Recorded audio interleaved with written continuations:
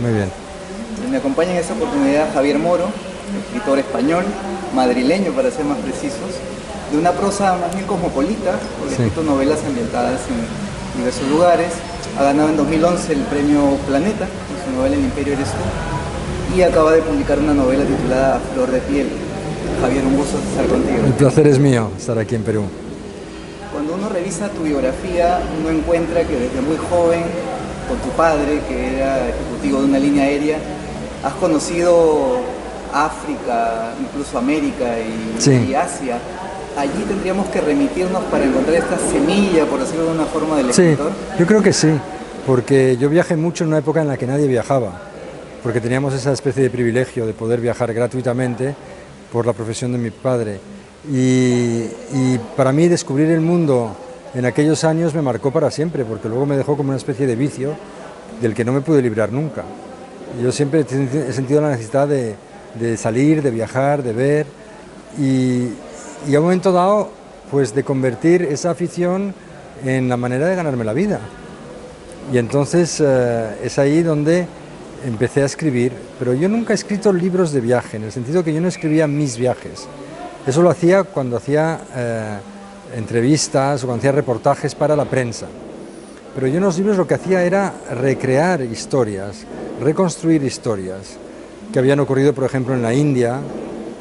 Entonces era meterse en la sociedad local, en la sociedad india, vivir dentro de este mundo, y eso me parece siempre muy fascinante porque es como agrandar tu campo de acción, ¿no?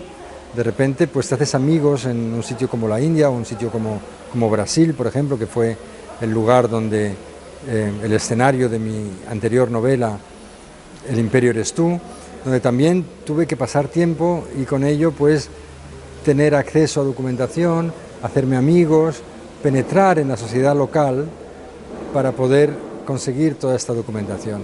Para mí este viaje dentro del viaje es una cosa tremendamente gratificante.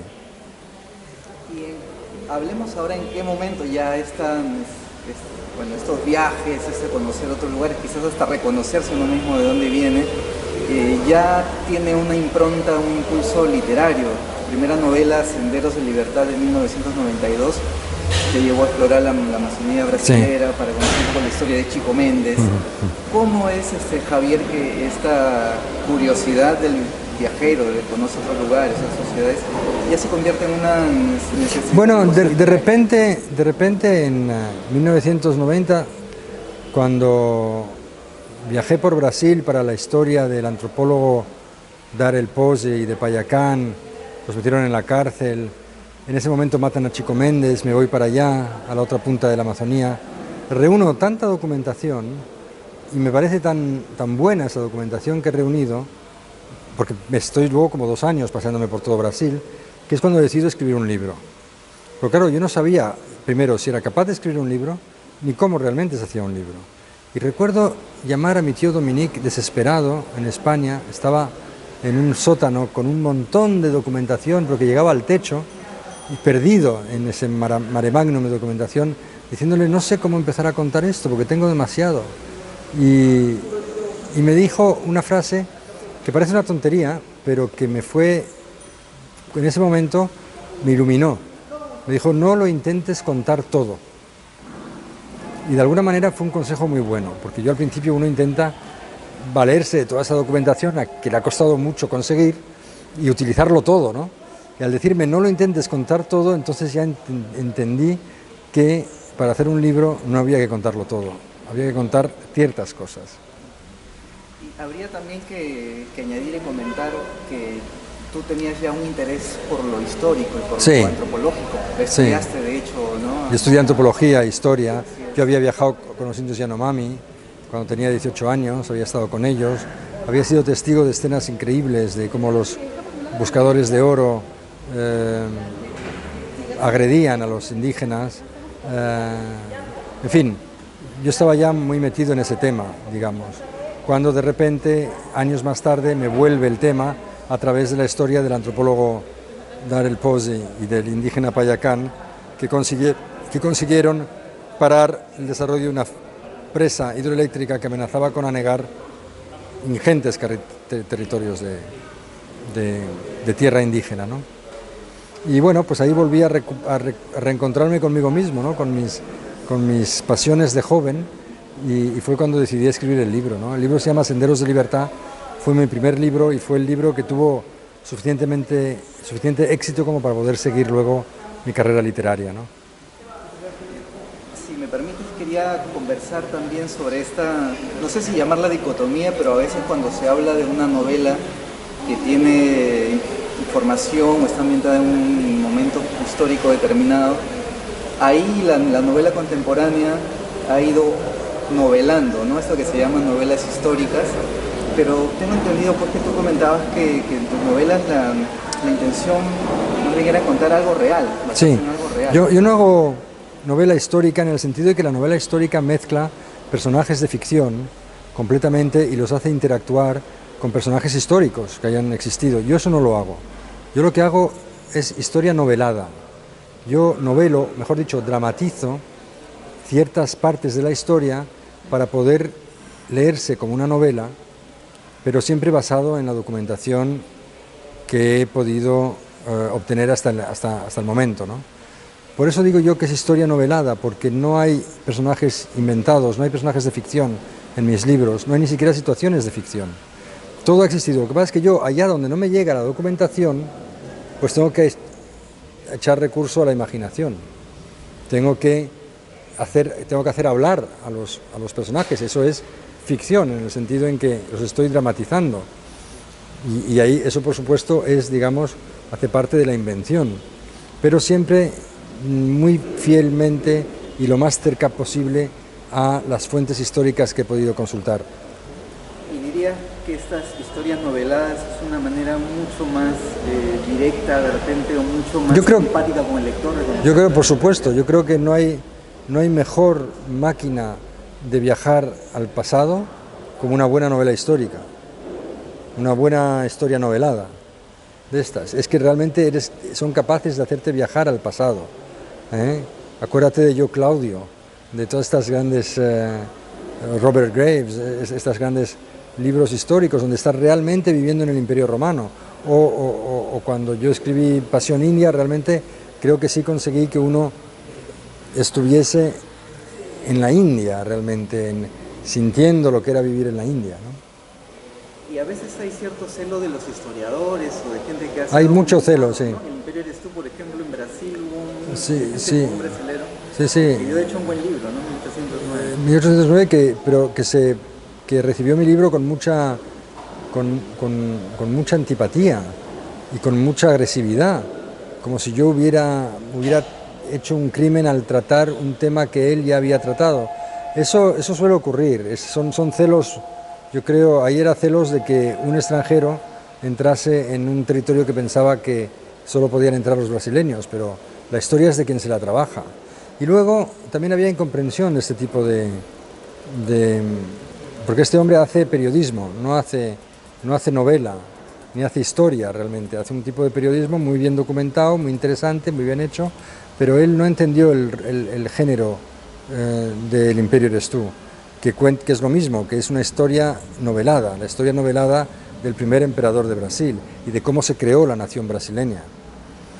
Y es que tampoco, pues, incluso dentro de la misma historia no es que haya una sola verdad, ¿no? No, por supuesto que no, por supuesto que no. Y de hecho muchas veces a través de la ficción llegas a una verdad que por la vía de la historia no puedes llegar a ella, porque no puedes saltarte ciertas reglas del, digamos, el método historicista. Entonces es muy útil la ficción para eso, es muy útil para explorar la historia, es muy útil para...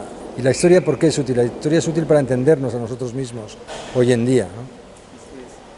¿Y cómo es el proceso de escritura de tu libro? Porque si bien hay una fase muy marcada e importante que es la documentación, este proceso de escritura, de separar un poco ya tanto material, seleccionarlo, ¿cómo es lo que...? No, pues primero hay una... Yo lo separo en tres, que es la documentación, luego el ordenar esa documentación es importantísimo, porque si no, no sabes dónde tienes todo, y luego ya llega un momento en que no puedes ya perder más tiempo, que te tienes que sentar con una disciplina férrea. Esa es la parte más dura esa dura de entre 12 y 15 meses, que es la parte en la que tienes que sentarte a escribir. Y ahí es todos los días, con un horario que tienes que respetar y sin moverte del asiento, vamos. Esa es la parte, digamos, sin esa disciplina no te sale el libro, yo creo. Esa es la parte más dura, porque estás en soledad, es cuando procuras no salir a comer, procuras no aceptar cenas, procuras mantener una vida un poco monjil hasta que te sale el libro, ¿no? Y luego hay una tercera parte, que es lo que estoy haciendo ahora, que es el darlo a conocer, ¿no? Que es la promoción del libro, que es casi tan importante como las otras dos hoy en día, con la cantidad de competencia que hay. ¿Cómo determinas o seleccionas un tema? El último libro, en La Flor de Piel, surgió la historia cuando estuviste en el Jardín Botánico de Madrid y te contaron una historia. Es que no hay regla, no hay regla. Puede ser leyendo un periódico, puede ser leyendo un libro, puede ser escuchando a un amigo, puede ser visitando un museo, puede ser... La verdad es que no hay regla. Para que llegue un momento en que estás buscando una historia y para que una historia te busque a ti, nunca sabes muy bien por qué, pero de repente se produce el encuentro y bueno, ya se convierte en una historia, se tiene que convertir en una historia de amor, porque vas a convivir 4 años con esa historia y mejor que te caigan bien los personajes y que te lleves bien con ellos, si no puede ser un infierno, imagínate.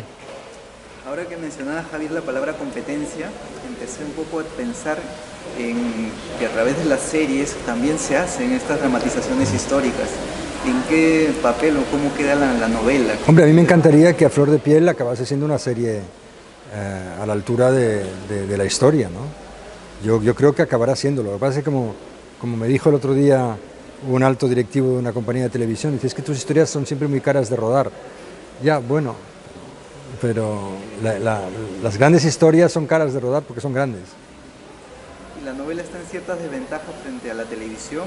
Sí. De la serie norteamericana. Por supuesto, por supuesto. Por supuesto. El mercado del libro yo creo que va haciéndose cada vez más pequeño y lo audiovisual gana cada vez más terreno, ¿no?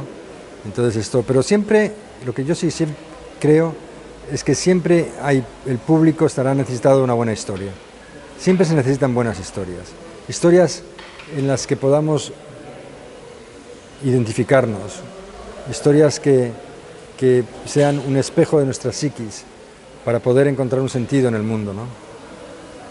Y comprender también quizás cómo éramos antes o cómo una enfermedad como la viruela en ese momento puede ser una pandemia tan fuerte como el cáncer. Como el cáncer hoy en día, sí, para relativizar todo.